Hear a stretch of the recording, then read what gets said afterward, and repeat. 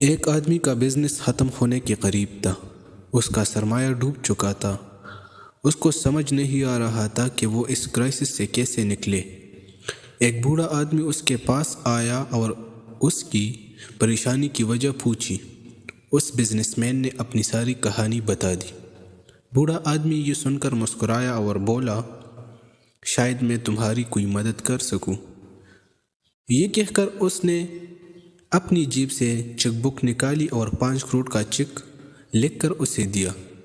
ان پیسوں سے تم اپنے کام چلاؤ اور 1 سال کے بعد مجھے واپس کر دینا۔ یہ کہہ کر وہ بوڑھا آدمی اس بزنس مین کو حیران و پریشان چھوڑ کر چلا گیا۔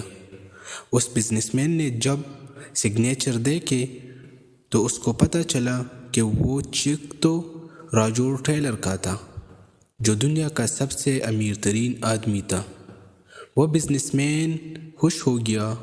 اس کی پیسوں کی پرابلم حل ہو چکی تھی۔ وہ پر اعتماد تھا۔ اس کے پاس 5 کروڑ کا بیلنس موجود تھا، جو وہ ضرورت کے وقت استعمال کر سکتا تھا۔ وہ اگلے دن اپنے آفس گیا اور اپنے کلائنٹ اور سپلائر سے اپنے شرطوں پر بات کی۔ ان کے سامنے نئے ڈیلز رکھے، نئی آفرز رکھی۔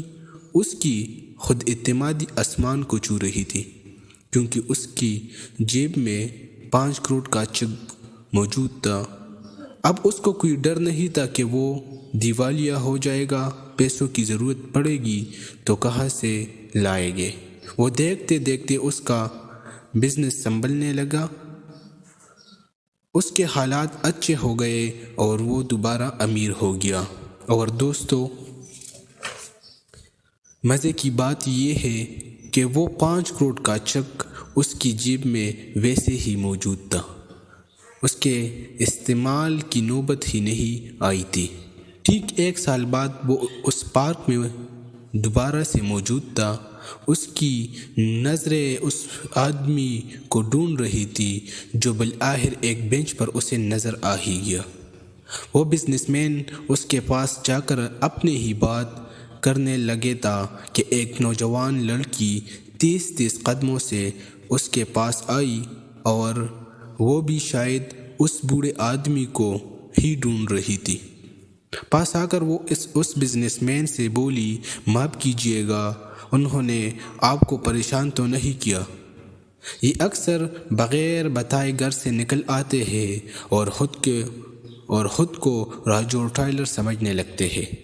وہ بزنس مین یہ سن کر حیران رہ گیا۔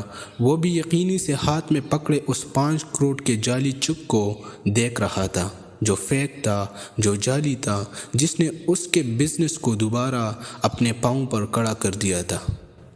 تب اس بزنس مین کو احساس ہوا، جب وہ ٹوٹ چکا تھا، جب اسے خود پر یقین نہیں رہا تھا، اسے لگ رہا تھا کہ وہ اب کچھ نہیں کر سکتا، تو اس چیک نے اس کا اپنی ذات پر یقین واپس دلایا۔ اس کو ایک نیا جذبہ دیا تھا، ایک نیا جوش اور ولولہ دیا تھا۔ اس کو اپنی ذات پر اعتماد دیا تھا،